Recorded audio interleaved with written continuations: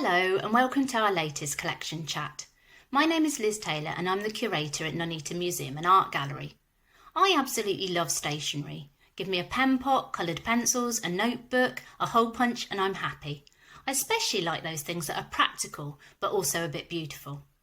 So today I thought I would share an item of stationery with you from our museum collection. This object hasn't been on display very often and so not many people have seen it. This is an early 19th century travel pen case that comes from the Ottoman Empire. This empire existed between 1299 and 1923 and was one of the largest empires to rule the borders of the Mediterranean Sea. During the height of its power, it included Anatolia, which forms a large part of modern-day Turkey, the Middle East, parts of North Africa and southeastern Europe. The case was used to store pens called kalams. These were special pens made from cut, dried reeds. They were used for calligraphy, which is a decorative form of writing that uses bold strokes of ink or paint. The case has a tight-fitted domed lid to keep the pens safely inside. You can see the remains of a chain which would have attached the lid to the body of the case so it didn't get lost. Reed pens can lose their points quite quickly, and that is why spares are usually required. Cases like this one contain several pens and also sometimes a small knife for sharpening them. Unfortunately, there is no longer anything inside this case. We have looked. Can you see the boxy shape on the side of the pen case? This is actually an integrated inkwell with a hinged lid.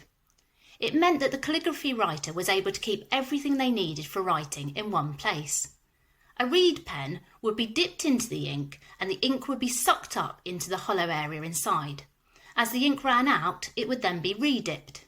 The first known people to use reed pens were scribes from ancient Egypt in the 4th century BC. The case is made from bronze, which means it is also stain-proof. Even inky fingerprints can be wiped away. The pen holder is very well made.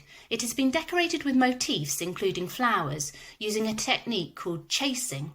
This is where designs are created by hammering punches on the face of the metal to create raised and depressed areas. Pen cases like these would have been carried by scribes as they travelled around the Ottoman Empire. Scribes used calligraphy to create official documents before printing was widely available. Nuneaton Museum has a lot of objects from around the world in its collection. Historically, many people bought them back as souvenirs from their holidays abroad and then later gave them to the museum. Many of these items were specifically made for the tourist trade. Other objects have been bought from auctions or antique shops and later donated. I hope you've enjoyed hearing about this object today. Please look out for more collection chats coming soon.